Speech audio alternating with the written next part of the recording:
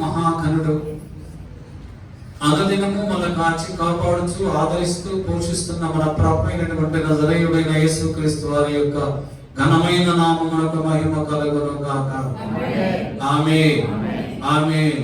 ఇప్పుడు వచ్చినటువంటి మీ అందరికీ మన ప్రభువైనటువంటి యేసుక్రీస్తు వారి నామములో నా హృదయపూర్వకమైనటువంటి వందనాలు తెలియజేస్తున్నాను.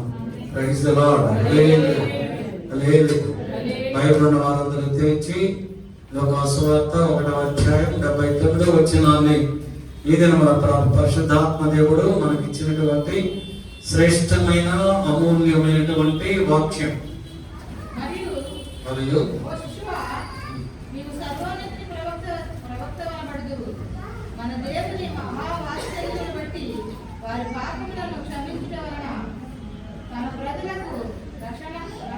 మన పాదములను సమాధాన మార్గములో నడిపించినట్లు చీకటిలోను మరణ ఛాయలోను కూర్చుంటూ వారికి వెలిగించుటకై ఆ మహావాక్యమును బట్టి పైనుండి ఆయన మనకు అరుణోదయ దర్శనం అనుగ్రహించెను.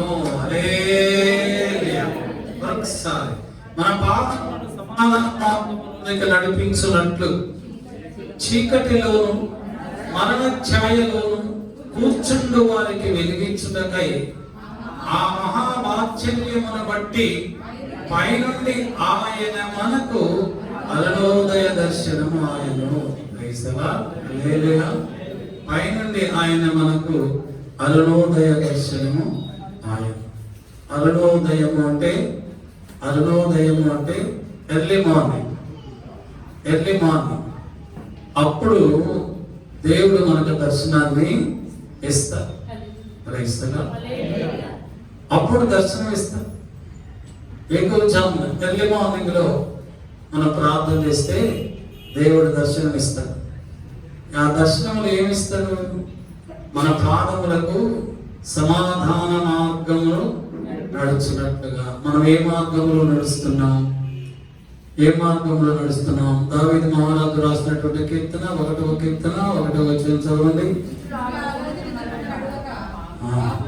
దుష్టుల ఆలోచన చొప్పున నడవక, పాపుల మార్గమున నిలువక, అపహాసకులు కూర్చుండే చోటు కూర్చుండక, దివారాత్రములు యెహోవా ధర్మశాస్త్రమును ధ్యానించేవాడు ధన్యుడు. మన మార్గములు, మన నడక చెడు నడక నడవకుండా, చెడు మార్గములో నడవకుండా, పాపులు నడిచేటువంటి మార్గంలో నడవకుండా, అపవిత్రులు నడిచేటువంటి మార్గములో మన పాదములు నడవకుండా, సమాధానం ఇచ్చేటువంటి మార్గములో ప్రభువు మనల్ని నడిపిస్తాడు. హల్లెలూయా. హల్లెలూయా. ఎవరైతే చీకటిలో జీవిస్తూ ఉంటారో, మరణ ఛాయలో జీవిస్తూ ఉంటారో, అంటే సమస్యలతో ఉంటారో, బాధలతో ఉంటారో, కష్టాలతో ఉంటారో, అవమానాలతో, నిందలతో దినదినము కృంగిపోతూ మరణమునకు చేరువై మరణ ఛాయలో నివసిస్తూ ఉంటారో, వారందరికీ ఆయన వేకువజామున దర్శనమిచ్చి బలపరుస్తాడు. ఎవరైతే అరుణోదయ సమయంలో ప్రార్థన చేస్తారో, ఎవరైతే ఎర్లీ మార్నింగ్ లో ప్రార్థన చేస్తారో, వారు దేవుని యొక్క దర్శనాన్ని పొందుకుంటారు. మనమందరము కూడా వేకువజామున ఎర్లీ మార్నింగ్ మనము ప్రార్థన చేయాలి. ఎప్పుడు చేయాలి? అరుణోదయ సమయము అంటే సూర్యుడు అలాగా పైకి వచ్చేటువంటి సమయం, అది అరుణోదయ సమయం. ఎర్లీ మార్నింగ్ ప్రాతకాలమున మనము ప్రార్థన చేయాలి. ప్రాతకాలమున ప్రార్థన చేస్తే దేవుని యొక్క దర్శనం మనకి కలుగుతుంది. మీ నిమిత్తము, మీ బిడ్డల నిమిత్తము, మీ అధికారుల నిమిత్తము, మీ ఉద్యోగాల నిమిత్తము, మా నిమిత్తము మీరు ఎప్పుడు ప్రార్థన చేయాలంటే ఎర్లీ మార్నింగ్ ప్రార్థన చేయాలి. ఆ ప్రార్థన ప్రభు ఆలకిస్తాడు. మీ భర్త నిమిత్తం ప్రార్థన చేయండి. ఇంకా రక్షణ లేకపోతే రక్షణ కొరకు ఎర్లీ మార్నింగ్ లేచి మీరు ప్రార్థన చేయండి. మీ బిడ్డలకు రక్షణ లేకపోతే మీ బిడ్డల కొరకు ఎర్లీ మార్నింగ్ లేచి ప్రార్థన చేయండి. మీ బిడ్డలు సక్రమమైనటువంటి మార్గంలో నడుచున్నట్లుగా ప్రార్థన చేయండి. యోబు ప్రార్థన చేస్తున్నాడు. యోబు గ్రంథం 1వ అధ్యాయం 5వ వచనంలో రాయబడుతుంది, అరుణోదయమున లేచి వారిలో ఒక్కొక్కరి నిమిత్తమై దహన బలి అర్పించుచు వచ్చెను. యోబు నిత్యము ఆరాధన చేయుచున్నాడు. ప్రతిరోజు చేస్తున్నాడు, ఒక్కరోజు కాదు. ప్రతిరోజు కూడా అరుణోదయమున లేచి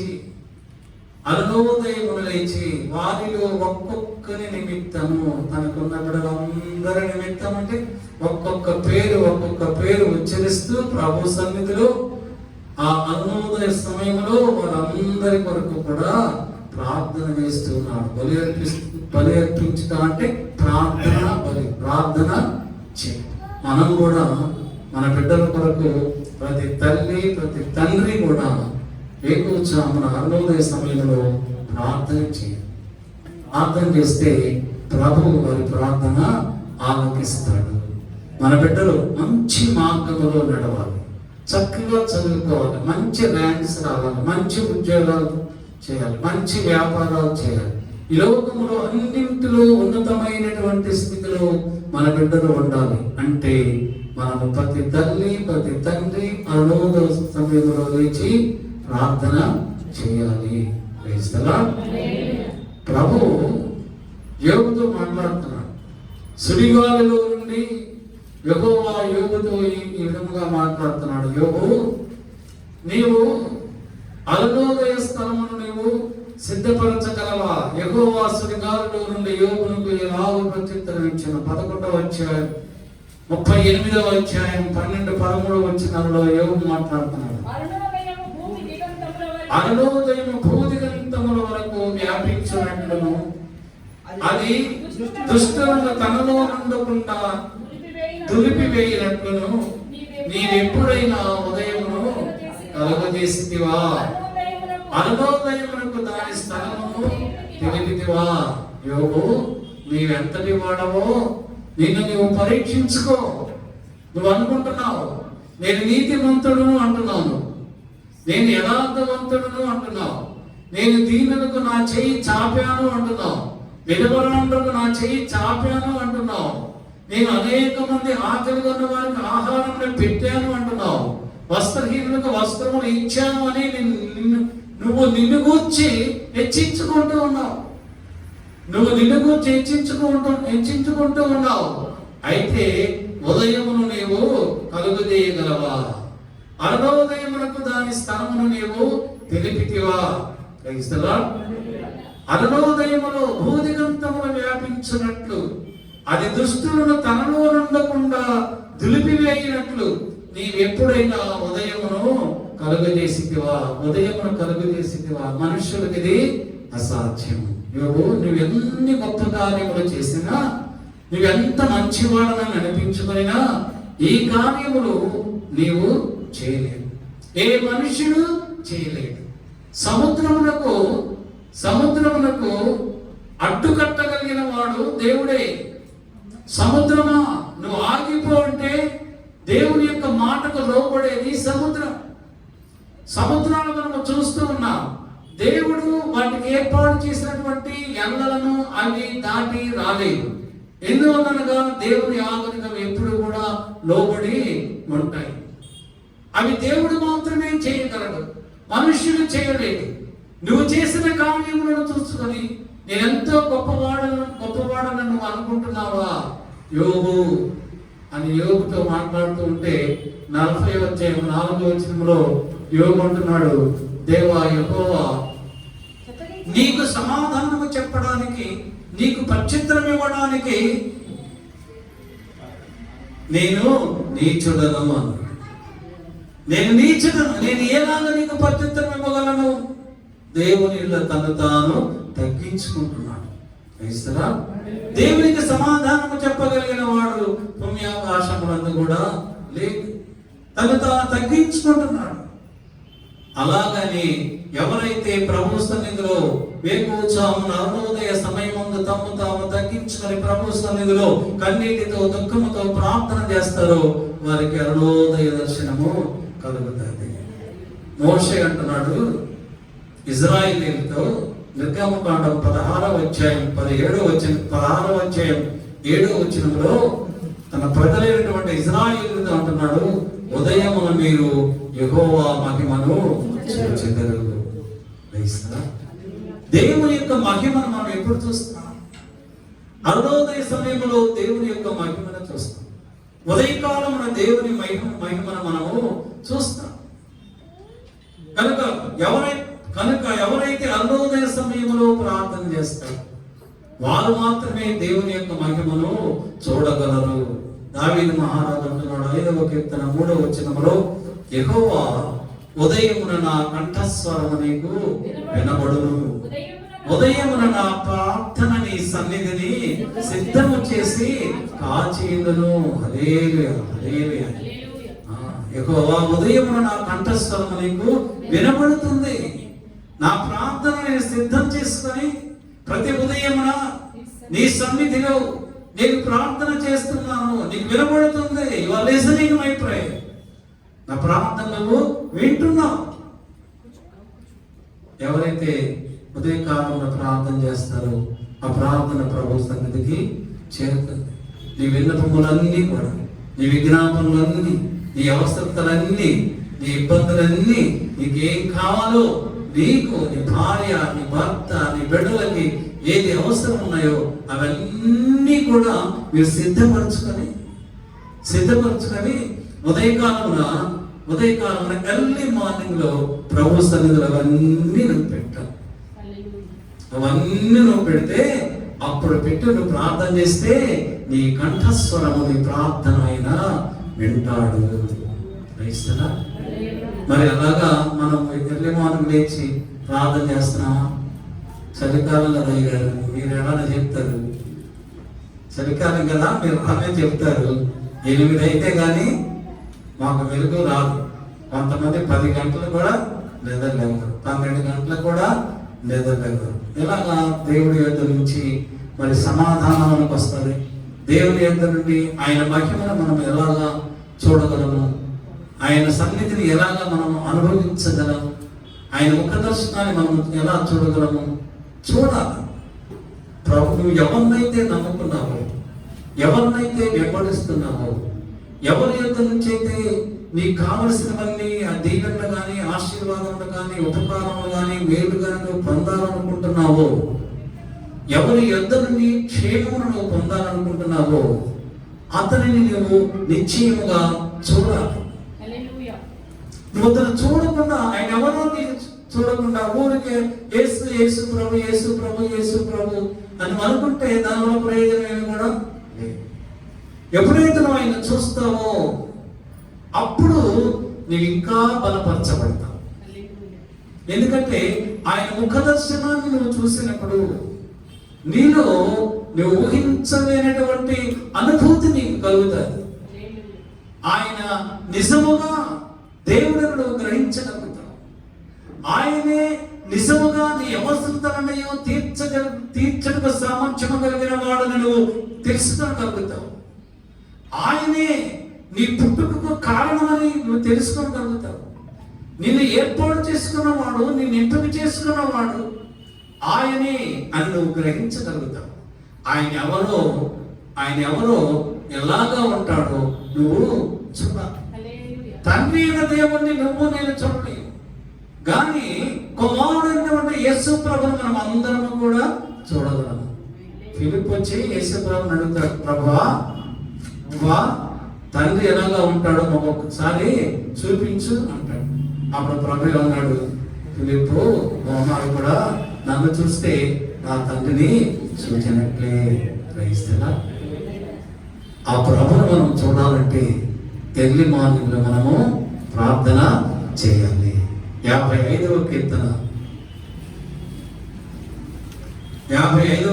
17వ వచనంలో దావీదు అంటున్నాడు, సాయంకాలమున ఉదయమున మధ్యాహ్నమున నేను ధ్యానించుచు మొరపెట్టుకొందును, ఆయన నా ప్రార్థన ఆలకించును. ఆలకించును. సాయంకాలమున నేను ప్రార్థన చేస్తాను, ఉదయమున ప్రార్థన చేస్తాను, మధ్యాహ్నము నేను ప్రార్థన చేస్తాను. నా ప్రార్థన నా ప్రభు ఆలకిస్తాడు. ఇక్కడ ఏమంటున్నాడు? నా ప్రార్థన ఆలకించును. మరి అంత ధైర్యంతో నువ్వు ఆ మాట చెప్పగలవా? నా ప్రభు నా ప్రార్థన ఆలకించును, నా ప్రభు నా ప్రార్థన ఆలకిస్తున్నాడు, నా ప్రభు నా ప్రార్థన ఆలకించెను అనేటువంటి ధైర్యం మనకుంటే ఆయన దర్శనాన్ని నువ్వు చూడవు. ఆ ధైర్యం నీకు రావాలంటే నువ్వు ఆయన చూడాలి. ఆయన చూడాలంటే నువ్వు ఎర్లీ మార్నింగ్ ప్రార్థన చేసుకోవాలి. రైతుగా ఇప్పటి వరకు చేసుకోలేదేమో కానీ కనీసం ఎవరైనా ఇంకా ఎర్లీ మార్నింగ్ లేచి ప్రార్థన చేసుకోవడానికి ఆ బద్ధకము సోమరితనం ఉంటే దయచేసి దాన్ని బయట పెట్టేసి, ఆ సోమరితనాన్ని బద్ధకాన్ని తీసి అవతల పెట్టేసి మీరు ఎర్లీ మార్నింగ్ వేకుచ్చాములు లేచి బ్రష్ చేసుకొని చక్కగా ప్రార్థన చేసుకొని నిర్వహిస్తే మళ్ళా నిద్రపోండి. కానీ నిద్ర రాదు కదా. ఒకసారి వెలుగుని ప్రార్థన చేసిన తర్వాత నిద్రపోతాం అనుకుంటావు, కానీ నిద్ర రాదు. అప్పుడు ప్రార్థన చేయండి, అప్పుడు బైబిల్ చదువుకోండి. దేవుడు ఎందుకు మనం ఆశీర్వదించడు? దేవుడు ఎందుకు మనం ఆశీర్వదించడు? ఇప్పుడు సిస్టర్ గారు ప్రవచనం చెప్పారా? విన్నారా మీరు అందరూ? ఏం చెప్పారు? నువ్వు నా దృష్టిలో సక్రమంగా యథార్థంగా నువ్వు నడిస్తే నేను నీకు తోడై ఉంటాను, నేను నిన్ను ఆశీర్వదిస్తాను, అన్ని విషయములలో నీకు సహాయం చేస్తాను అన్నాడు. మరి ఆయన క్రియల్ని సక్రమంగా చేస్తూ ఆయన దృష్టిలో యథార్థంగా మనము ఉండాలి కదా. యథార్థత ఎక్కడి నుంచి వస్తుంది? యథార్థతను ఇచ్చేవాడు యథార్థవంతుడే. నీకు పరిశుద్ధతను ఇచ్చేవాడు పరిశుద్ధుడే. నీకు పరిశుద్ధతనివ్వాలి. యథార్థవంతుడే నీకు యథార్థతనివ్వాలి. నీతిమంతుడే నీకు నీతినివ్వాలి. జ్ఞానం ఇచ్చేవాడే నీకు జ్ఞానం ఇవ్వాలి. కనుక మనం ఎవరిని ఆశ్రయించాలి? ఇచ్చేవాడిని ఆశ్రయించాలి. ఆ ఇచ్చేవాడిని ఎప్పుడు ఆశ్రయించమంటున్నానంటే నేను ఎర్లీ మార్నింగ్ లో ఆశ్రయించండి, ఆ అరుణోదయ సమయంలో ఆశ్రయించండి. ఆ సమయంలో ప్రభువు ఆయన సింహాసనం మీద కూర్చొని ఈ ప్రపంచంలో తన ప్రజలందరినీ కూడా చూస్తూ ఉంటాడు. అలా ఆయన నిద్రపోడు. ప్రభు నిద్రపోతాడా? ఆయన కురుకుడు నిద్రపోడు. ఇప్పుడు ప్రసాద్ గారు మంచి పాట పాడారు కదా, ఆయన కురుకుడు నిద్రపోడు. ఆయన చూస్తూ ఉంటాడు. ఏం చూస్తున్నాడు ఆయన? నా బిడ్డలు ఎంతమంది ఎర్లీ మార్నింగ్ లేచి ప్రార్థన చేస్తున్నారో చూస్తాడు. ఎంతమంది ప్రార్థన చేస్తున్నాడో చూసి వాళ్ళందరికీ ఆయన ముఖ దర్శనాన్ని ఇస్తాడు, ఆయన దర్శన భాగ్యాన్ని ఇస్తాడు. కనుక ఎర్లీ మార్నింగ్ లో ప్రార్థన చేయాలి. ఎలాగో ప్రార్థన చేయాలి? ప్రభువునందు భయభక్తులు కలిగి ప్రార్థన చేయాలి, యథార్థవంతులుగా ఉండి ప్రార్థన చేయాలి.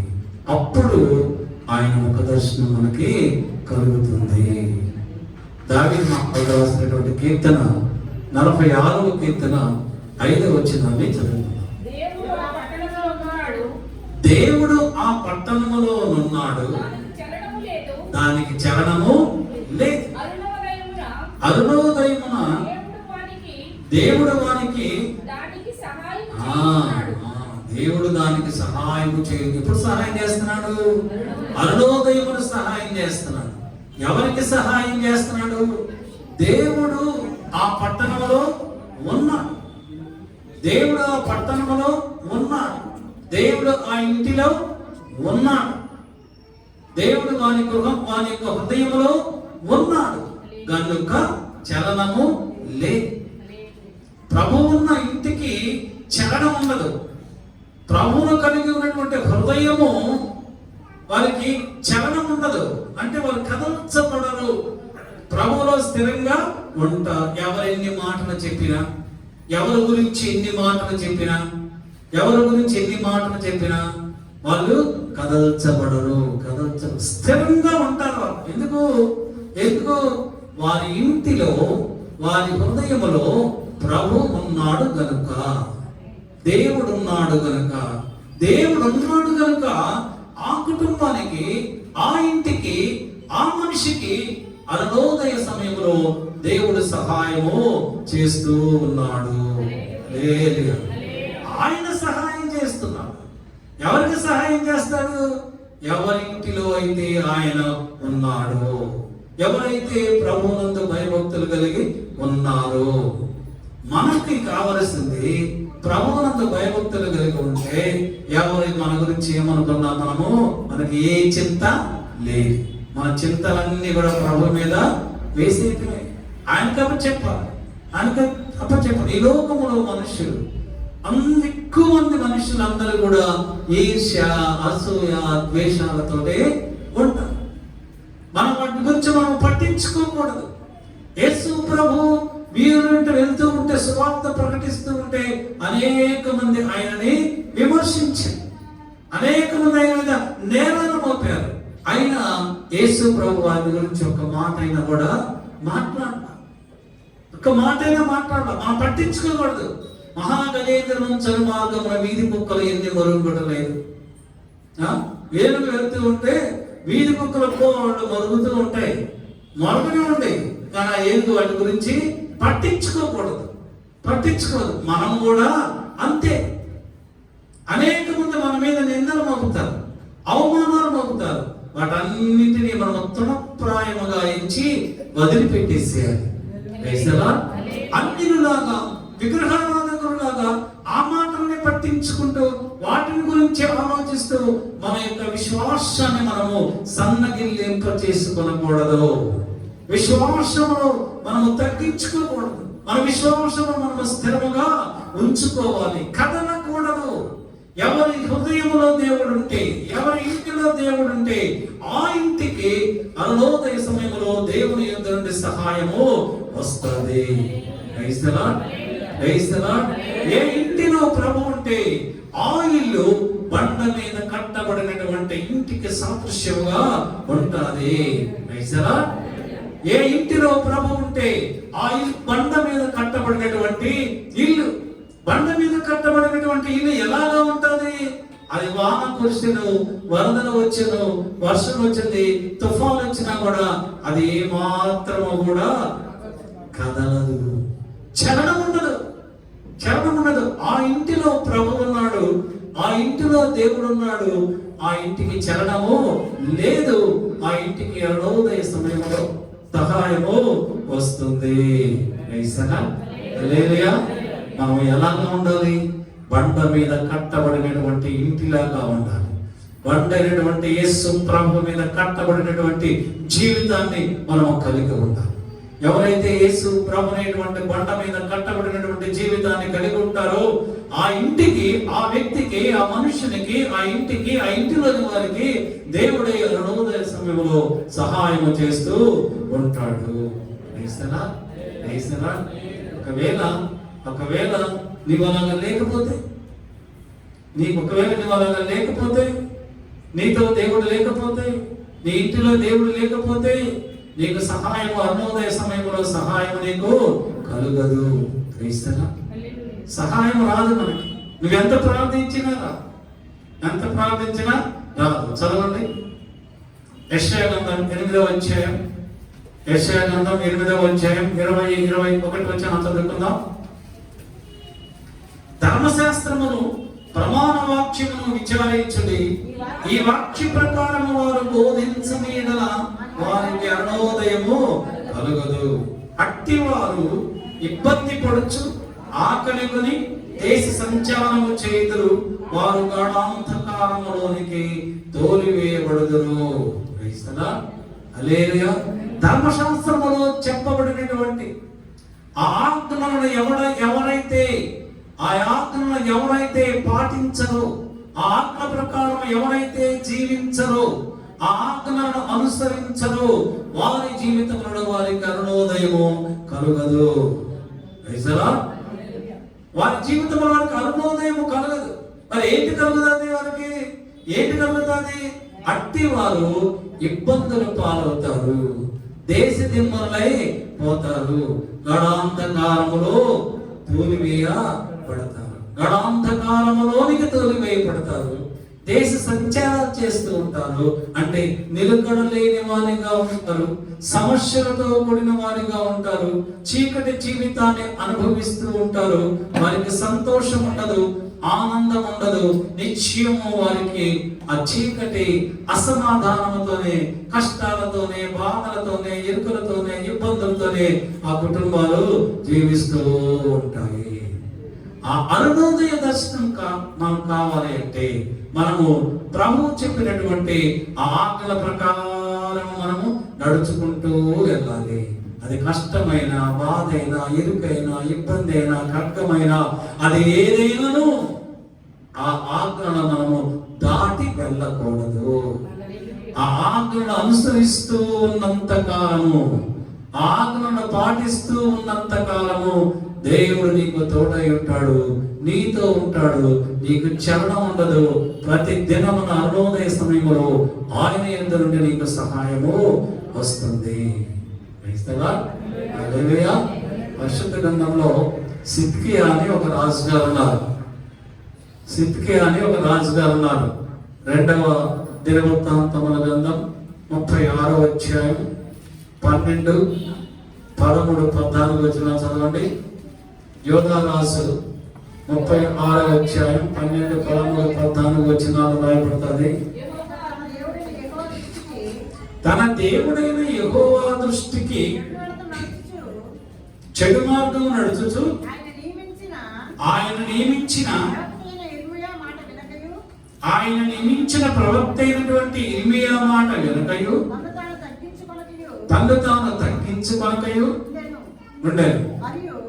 మరియు దేవుని నామమును బట్టి తన చేత ప్రమాణము చేయించిన నెబుకద్నెజరు అతని మొండితనము వహించి ఇశ్రాయేలు దేవుడైన యెహోవా వైపు తిరగక తన మనస్సును కఠినపరుచుకొని, అదియుగాక యాజకులలోను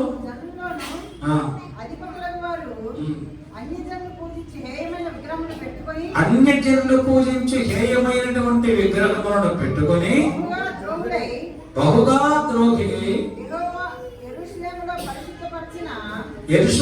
యెరూషలేములో పరిశుద్ధపరచిన మందిరమును అపవిత్రపరచని. చాలు. ప్రైజ్లా. ఈ సిద్కియా దేవుని బిడ్డ యోధా రాజు దేవుని ఎదుట చెడు నడత నడిచాడు. తను తాను తగ్గించుకోలేదు. ప్రవక్తలు చెప్పినప్పుడు ప్రవక్తల మాటలు వినలేదు. మొండితనము చూపించాడు, విగ్రహములను ఆరాధించాడు, దేవుని మందిరాన్ని అపరిశుద్ధపరిచాడు, దేవునికి హేయమైనటువంటి క్రియలన్నీ కూడా చేశాడు. గమనించండి వాక్యాన్ని. సిద్కియా ఏం చేశాడు? యెహోవా దృష్టికి చెడుతనము చేశాడు, చెడ్డ మార్గములో నడిచాడు, విగ్రహములను ఆరాధించాడు, మొండితనము చూపించాడు. తర్వాత దేవుని పరిశుద్ధ మందిరమును అపరిశుద్ధముగా చేశాడు. ఇన్ని చేసినప్పటికీ దేవుడైనటువంటి యెహోవా తాను ఏర్పాటు చేసుకున్న ఈ సిద్కియా రాజుకి అరుణోదయమున దేవుని యొక్క దూతను ఆ రాజు దగ్గరికి పంపించాడు. 15వ వచనం చదవండి. వారి పితరుల దేవుడైన యెహోవా తన జనుల యందును తన నివాస స్థలమందును కటాక్షము గలవాడై వారి యొద్దకు తన దూతను పంపగా. వారి యొద్దకు ఎవరు పంపించాడు? దూత పంపించాడు. ఎందుకు పంపించాడు? అంత చెడ్డవాడైనప్పటికీ, దేవుని దృష్టికి మహా చెడు నడత నడిచినప్పటికీ, దేవుని పరిశుద్ధ మందిరము అపరిశుద్ధముగా చేసినప్పటికీ, తాను పితరులైనటువంటి దావీదుతో చేసినటువంటి వాగ్దానమును బట్టి, తన ప్రజల మీద ఉన్నటువంటి ప్రేమను బట్టి, తన నివాస స్థానం పట్టణమైనటువంటి యెరూషలేమును బట్టి ఒక దూతని రాజు దగ్గరికి పంపించాడు. పంపించి పంపుచు వచ్చాను.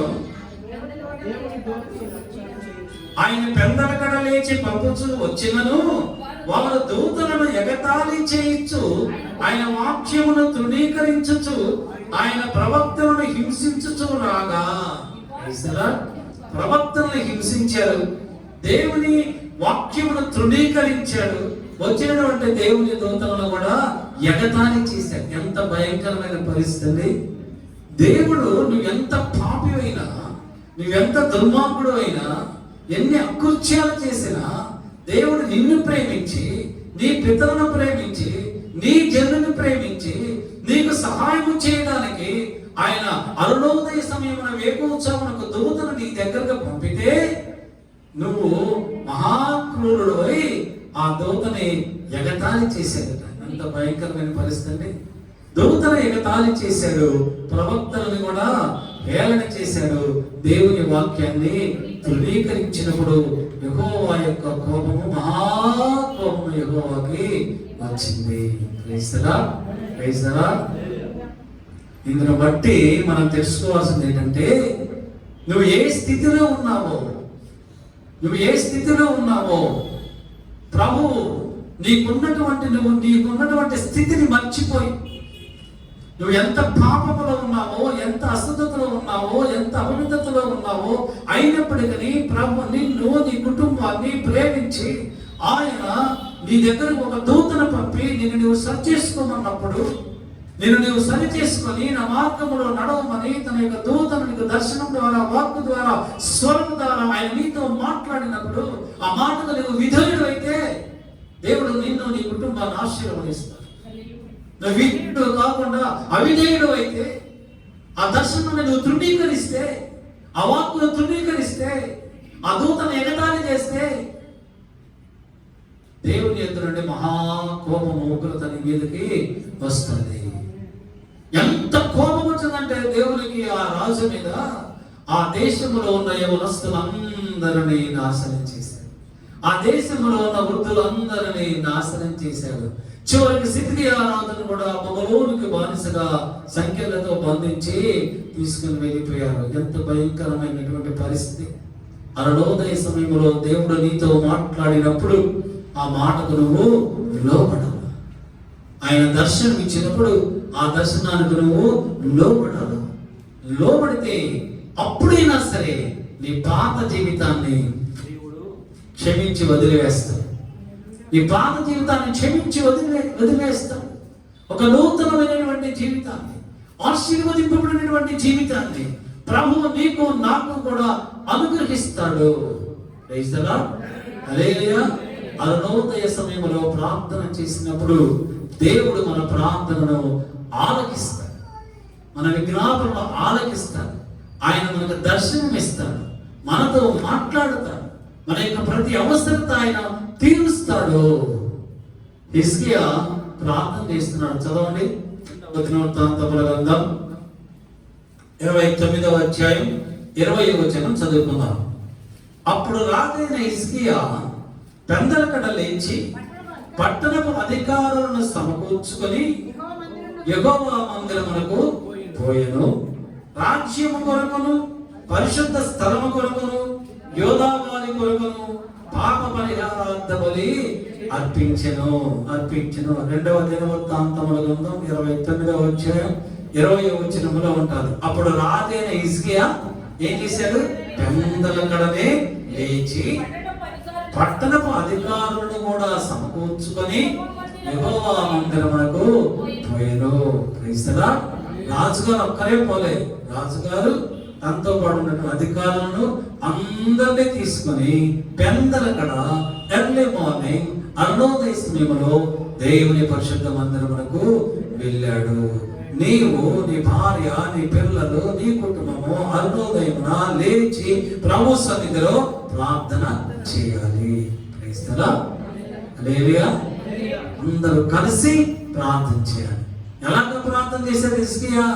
ఎవరి కొరకు ప్రార్థన చేశాడు? రాజ్యము కొరకు ప్రార్థన చేశాడు, పరిశుద్ధ స్థలం కొరకు ప్రార్థన చేశాడు, యోధా వారి కొరకు ప్రార్థన చేశాడు, రాజ్యం కొరకు ప్రార్థన చేశాడు. ఈ లోకములో ఉన్న సకల ప్రజల కొరకు కూడా మనము ప్రార్థన చేయాలి. తిమోతికి రాసినటువంటి 2వ పత్రిక 1వ తిమోతి 2వ అధ్యాయము 1 నుంచి 3 వరకు రాయబడతారు. 1వ తిమోతి 2వ అధ్యాయము 1 నుంచి 3. మనము సంపూర్ణ భక్తియు మాన్యతయు గలవారమై కలిగి, మనము సంపూర్ణ భక్తియు మాన్యతను కలిగి నెమ్మదిగాను సుఖముగాను బ్రతుకు నిమిత్తము అన్నిటికంటే ముఖ్యముగా మనుష్యులందరి కొరకును, రాజుల కొరకును, అధికారులందరి కొరకును విజ్ఞాపనములను, ప్రార్థనలను, యాచనలను, కృతజ్ఞతాస్తుతులను చేయవలనని హెచ్చరించుచున్నాను. ఇది మంచిదియు మన రక్షకుడకు దేవుని దృష్టికి అనుకూలమునై ఉన్నది. ఇది మంచిది, ఇది మంచిది, మన ప్రభువుకు అనుకూలమైంది. ఏది మంచిది? ఏది మంచిది? రాజుల కొరకు, అధికారుల కొరకు, యాజకుల కొరకు, ఈ లోకంలో ఉన్న మనుషులందరి కొరకు అరుణోదయం లేచి మనము విజ్ఞాపన చేయడం మంచిది. మంచిది. ఎప్పుడు మన కొరకే కాదు, మన కొరకు చేసుకోవాలి, మన కొరకు చేయాలి, మన సంఘంలో ఉన్న వాళ్ళందరి కొరకు చేయాలి, అధికారుల కొరకు చేయాలి, రాజకీయ నాయకుల కొరకు చేయాలి, మనుషులందరి కొరకు కూడా మనము ప్రార్థన విజ్ఞాపనలు యాచించాల ప్రభు సన్నిధిలో. ఎవరైతే అలోద సమయంలో లేసి ప్రార్థన చేస్తారో దేవుడు వారిని, వారి కుటుంబాలను బహుగా ఆశీర్వదిస్తాడు. ఎలా ఆశీర్వదిస్తాడు? ఎలా ఆశీర్వదిస్తాడు? బహుగా విస్తారమైనటువంటి దేవుడు. అంటే నువ్వు చేయను ఉద్దేశించినటువంటి ప్రయత్నములన్నింటినీ సఫలపరుస్తాడు. నువ్వే పని చేసినా ఆ పనిని ప్రభు సఫలం చేస్తాడు. ఆ పనిలో ప్రభు నీకు జయమను గ్రహిస్తాడు. ఏ ఆటంకము కూడా నీకు రాదు. ఈ హిజ్కియా రాజు అరుణోదయ సమయంలో లేచి ప్రార్థన చేస్తున్నాడు కదా, దేవుడు హిజ్కియా ప్రార్థన ఆలకించాడు. హిజ్కియా ప్రార్థన ఆలకించి హిజ్కియా మీదకి, రాజ్యం మీదకి, యోధా రాజ్యం మీదకి అష్షూరు రాజు దండెత్తి వచ్చినప్పుడు దేవుడు హిజ్కియా పక్షముగా ఒక దూతను పంపించి అష్షూరు రాజు యొక్క సైన్యాన్ని తరిమివేస్తాడు. క్రైస్తవా? దేవుడు చేసినటువంటి మేలుని ఎవరైతే ఎర్లీ మార్నింగ్ ప్రార్థన చేసుకుంటారో వారికి దేవుడు చేసేటువంటి మొట్టమొదటి మేలు ఏది అంటే, ఏ శత్రువు నీకు వ్యతిరేకముగా విరోధిగా రూపింపబడడు, ఏ అపవాది నీకు నీ కుటుంబానికి వ్యతిరేకముగా ఏ కార్యమును చేయలేడు. ఎందుకనగా దేవుడే తన యొక్క దూతను పంపించి అపవాదిని మీ ఎంత నుండి తానదోలుతాడు. 2వ దినవృత్తాంతముల గ్రంథం 32వ అధ్యాయము 21వ వచనంలో రాయబడుతుంది. 32:21లో యెహోవా ఒక దూతను పంపెను, అతడు అష్షూరు రాజు దండులోని పరాక్రమశాలను అందరినీ, సేనా నాయకులను, అధికారులను నాశనము చేసెను. హల్లెలూయా. తనకు వ్యతిరేకముగా రూపింపబడిన ఏ ఆయుధము కూడా వర్ధిల్లదు. ఎందువలనగా దేవుడే నిత్యము తన దూతను తన బిడ్డల చుట్టూ కాపుదలగా ఉంచుతాడు. దేవుడే తన యొక్క దూతను మన చుట్టూ కాపుదలగా ఉంచినప్పుడు ఏ అపాయము కూడా మన దగ్గరికి రాదు. క్రైస్తవా? ఏ శత్రువు మన దాన్ని చేయకుండా ప్రభు మనల్ని కాపాడుతాడు. రెండవదిగా 27 వచనం చదవండి. 32:27. హిజ్కియాకు అతి విస్తారమైనటువంటి ఐశ్వర్యమును ఘనతయు కలిగెను. క్రైస్తవా? ఇంకొక మేలు ఏం జరిగింది? విస్తారమైన ఐశ్వర్యం ఇచ్చాడు, తర్వాత ఘనత కూడా ఇచ్చాడు. మూడవదిగా 30వ వచనంలో హిజ్కియా తాను పూనుకొనిన సర్వ ప్రయత్నముల యందును వృద్ధి పొందెను. క్రైస్తవా? తాను పూనుకొన్న సర్వ ప్రయత్నములందును వృద్ధి పొందాడు. హిజ్కియాకి మరుగుతో రాయబడుతుంది, హిజ్కియాకి విస్తారమైనటువంటి ఐశ్వర్యం అంటే దేవుడిచ్చినటువంటి ఐశ్వర్యము దాచుకోవటానికి, దేవుడిచ్చినటువంటి ఐశ్వర్యమును దాచుకోవడానికి మరణ స్థలం ఉన్న స్థలం సరిపోక మరలా గదులు కట్టించాడు. గదులు కట్టించి తన యొక్క యెరూషలేము పట్టణమునకు కావలసినటువంటి నీటి కొరకు ఎన్నో కిలోమీటర్లు పెద్ద కాలు తవ్వించి నీటిని ఏర్పాటు చేసుకున్నారట. అంత విస్తారమైనటువంటి ధనము, ఐశ్వర్యము, ఘనత ఇచ్చాడు. దేవుని సంగమా, దేవుని బిడ్డలారా, ఈ పునరుద్ధాన దినమందు ప్రభువు మనకు అదే తెలియజేస్తున్నాడు. ఏ కుటుంబం అయితే వేకువజామున లేచి ప్రభు సన్నిధిలో ప్రార్థన చేస్తాడు, ఆ సమయంలో, ఆ అరుణోదయ సమయంలో వారికి ప్రభు దర్శనము కలుగుతుంది. ప్రభు వారి చుట్టూ తన దూతలని కాపుదలుగా ఉంచుతాడు. ఐశ్వర్యము, ఘనత కుటుంబానికి దేవుడు ఇస్తాడు. ఉన్నతమైనటువంటి స్థితి ఇస్తాడు. మీరు చేసినటువంటి ప్రతి పనిని కూడా ప్రభువు సఫలీకృతము చేస్తాడు. సర్వ ప్రయత్నములను ఆయన సఫలీకృతము చేస్తాడు. ఏ లోటు మీకు ఉండదు, ఏ భయం మీకు ఉండదు. మన దేవుడే మీకు తోడయ్యుండి నడిపిస్తాడు. అరుణోదయంలో ప్రార్థన చేద్దాం. ఇప్పటి వరకు బద్దకిస్తున్నారేమో చేసేవాళ్ళు అరుణోదయం నుంచి ప్రార్థన చేస్తున్నారు. వారి దీవెన ఆశీర్వాదం వారు పొందుకుంటున్నారు. కొంతమంది పొందుకోలేకపోతున్నారు. ఎందుకు పొందుకోలేకపోతున్నారో గ్రహించి వేకువజామున లేచి ప్రార్థన చేయండి. అయ్యగారు మేము వేకువజామున లేస్తున్నాం, ప్రార్థన చేస్తున్నాం, అయినా ఈ దరిద్రత మా ఇంటి నుంచి పోవటం లేదు, ఈ అసమాధానం పోవటం లేదు అంటే నీవు దేవుని వాక్య ప్రకారం నువ్వు జీవించడం లేదేమో. ఆయన చెప్పినటువంటి ఆ కమాండ్మెంట్స్ నువ్వు అనుసరించడం లేదేమో, వెంబడించడం లేదేమో. మరొకసారి జ్ఞాపకం చేసుకో. ఆయన చెప్పిన ఆజ్ఞలు, ఆ 2 ఆజ్ఞలు, ఒకటి నీ యొక్క పూర్ణ హృదయముతో, పూర్ణ బలముతో, పూర్ణ మనసుతో, పూర్ణ ఆత్మతో నీ దేవుడైనటువంటి యెహోవాను నువ్వు సేవించాలా. రెండవదిగా నిన్ను వలె నీ పొరుగువారిని నువ్వు ప్రేమించాలి. ఈ 2 నీలో ఉండాలి. ఈ 2లో ఏ ఒక్కటి ఉంటే సరిపోదు, ఏ ఒక్కటి ఉన్నా సరిపోదు. 2 ఉంటేనే ఆ కుటుంబము అరుణోదయ సమయంలో ప్రార్థన చేసినప్పుడు ఆయన యొక్క దర్శనం వారికి కలుగుతుంది. కనుక ఆయన ఆజ్ఞలను పాటిస్తూ, ఆయన వాక్యమును అనుసరిస్తూ వేకువజామున అరుణోదయ సమయంలో ప్రార్థన చేయండి. దేవుని యొక్క దీవెనల ఆశీర్వాదములు పొందుకొనండి. అటువంటి జీవితం, అనుభవం ప్రభు మనందరికీ అనుగ్రహించను.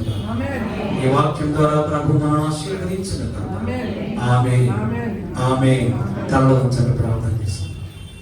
కృపా సత్య సంపన్నుడగు సర్వకృపానిధిగా మా ప్రభువు అల్పయోగ్యమైన మమ్మల్ని ప్రేమించి ఈ పునరుద్ధానం ముందు మీరు మాతో మాట్లాడినటువంటి ప్రతి వాక్యమును బట్టి మీకు స్తోత్రాలు దేవా. అరుణోదయ సమయంలో లేచి ప్రార్థన చేయమన్నావు ప్రభు. ఎవరైతే అరుణోదయ సమయంలో లేచి ప్రార్థన చేస్తారో వారితో నేను మాట్లాడతానన్నా, నా దర్శనాన్ని వారికి అనుగ్రహిస్తానన్నా, నా దూతల కాపుదల వారికి దయచేస్తానన్నా, వారికి ఐశ్వర్యములు, సంపదలు విస్తారముగా అనుగ్రహిస్తానన్నా, ఘనతయు ప్రభావం ఇస్తానన్నావు ప్రభు. వారు చేయకపోతే ప్రయత్నములు సఫలీకృతం చేస్తానన్నావు ప్రభు. నీ కాపుదల వారికి దయచేస్తానన్నావు తండ్రి. మా సంఘంలో నీ పాదబద్ధములను పెడుచున్నాను తండ్రి. ప్రతి కుటుంబము కూడా ప్రభు వేకువజామున తండ్రి అరుణోదయ సమయంలో లేచి ఈ సన్నిధిలో భయభక్తులుగా ప్రార్థన చేసుకునేటువంటి కృపను అనుగ్రహించి, ఆ ప్రార్థనలో జ్ఞాపనలో ప్రభు నీ ముఖ దర్శనాన్ని వారికి అనుగ్రహించి వారితో మాట్లాడి ఏ విధంగా జీవించాలో, ఏ విధంగా నడవాలో, ఏ విధంగా అనుసరించాలో వారికైతే తెలియదు కానీ ప్రభు మీరు తెలియపరచండి ఆయన నీకు స్తోత్రాలు తండ్రి. విన్న వాక్యములు నీ బిడ్డల వారి కొద్ది కూడా మందలించండి. వాక్య ప్రకారం జీవించేటువంటి కృపను అనుగ్రహించి మీరు ఏ సకల ఘనత మహిమా ప్రభావం పొందుకుని యేసుక్రీస్తు శ్రేష్టమైన నామమును బట్టి అడుగుతూ వేడుకొనుచు పొందిన నా పరలోకపు పరమ తండ్రి. ఆమేన్. మన పరమ తండ్రి దేవుని ప్రేమ, మన ప్రభువు రక్షకుడైన యేసుక్రీస్తు వారి యొక్క కృపా రక్షణ, పరిశుద్ధాత్మని సహవాసము సన్నిధి కూడి వచ్చిన సంఘ బిడ్డలందరికీ, వాక్యమును ప్రకటించిన దైవజనుల వారి కుటుంబాలను, సంఘంలో రాలేకపోయిన వారందరికీ, లోకములో ఉన్న సకల పరిశుద్ధులకు, యూట్యూబ్ ద్వారా వాక్యం వినుచున్న వారందరికీ ఇప్పుడు ప్రభు రాకడ పర్యంతము సదాకాలము తోడై ఉండును గాక. ఆమేన్. ఆమేన్ ఆమేన్ హల్లెలూయా హల్లెలూయా హల్లెలూయా ప్రైజ్ ది లార్డ్ ప్రభువును సెలవు.